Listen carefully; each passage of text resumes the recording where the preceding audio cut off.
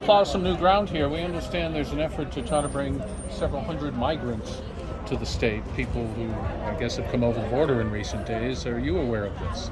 No, I haven't been updated on that, so that's supposed to be new news. Kevin, you want to talk to me about the Dignity Bus? I wasn't here for that earlier today, but there was a segment on WPRO this morning with Gene, and they talked about a Dignity Bus contract out of Florida that kind of fell through during the, 2022 crisis when there were still people staying outside the State House. What do you know about that? What can you talk about that? Yeah, so I'm the one who kind of put that on the table to investigate and to pursue, and we spent several months trying to make it happen. It didn't fit the RFP proposals that we put out there, and because we want to make sure that what we were buying was going to actually hold up. It's the bus that we're talking about is over 20 years old. It's probably got 500,000 miles on it or more, and we wanted to make sure that the taxpayers were protected if we did purchase it. In the end, it didn't work out, but it was a good effort, and we continue to work through our housing office with the Secretary prior to make sure that we're covering the needs that are out there. Is that an idea that you'll recycle, maybe go back to? Maybe. Yeah, it's very possible. And I think that the anticipation was it was going to be a little bit newer of a bus, a vehicle. We felt as though that we needed to do inspections, and there were other criteria that the state has through its normal RFP process that we just couldn't, come to terms with.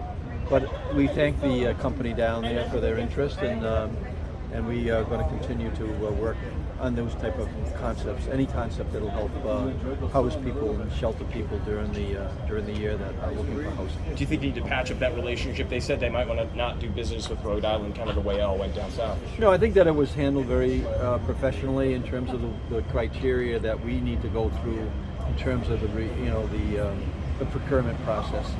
We followed what we needed to do. In the end, it didn't work out. It's not a reflection on the nonprofit down in Florida or the way that the state needs to do business.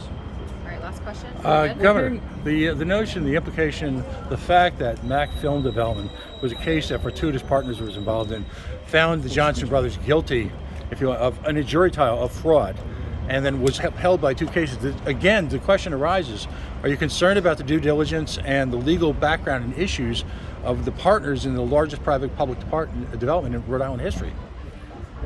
Well, I haven't read those cases, so maybe you can send it to me. But at the same point in time, we know that we're dealing with good investors, and Brett Johnson's one of them. We're going to make that happen in Pawtucket. We're going to hold up our end of the bargain as long as they hold up their end of the bargain.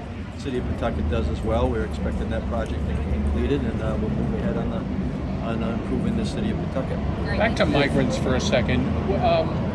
Any reason not to accept migrants who would come to the U.S. and No, we've been doing that, right, Steve? I mean, we did that with the Afghan immigrants, migrants, and we provided housing, and we stepped up in a way. I've said this a few times publicly that Rhode Island's a small state, but we're more than willing to do our part in terms of the overall context of what needs to be done in the country. We did the same thing with Ukraine, right? With Ukraine, we stepped up there, raised dollars out of our office, had Pastor Chris actually spearheading the efforts that working with the local churches and the local nonprofits to do what we can to help the people who are refugees from Ukraine. So the same thing would be true here. I'm just not familiar exactly with the exact situation you're talking about. But Rhode Island's going to do its part as we should, and we're not going to take on more than we can handle. But we're also going to make sure that we participate in the efforts to help people who are being forced out of their homes in situations like Ukraine by a dictator that has decided to wage war on a democracy. I think that history is going to show that was a horrendous action that Putin has made. Regarding the homeless, there are those mayors and communities that are flatly saying we're not going to take any homeless people out of the armory or what? I mean, is that an appropriate response? So long term, I expect that all 39 cities and towns are going to play a role in the housing. I said it in my State of the State address. I'm not getting that indication as I'm meeting individually with municipal leaders. If it's a short-term issue with some of the people speaking on behalf of the local communities, I certainly will continue the conversations in order for us to meet the housing expectations we have with Secretary Pryor and the office that is shortly going to be funded by the General Assembly and working with the Speaker Sakachi as well as the Senate President. It's an all-in, 39 cities and towns needs to participate in.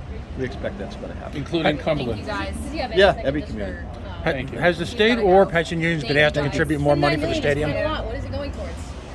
Those are dollars that were laid in the budget. They're going to be specifically into different types of investments to help in the housing issue and support communities that are looking to support housing and also nonprofits that are willing to support long-term housing strategies. Thank you guys. Governor, has any additional money been requested by Commerce or the labor unions to cover the shortfall in investment in the stadium?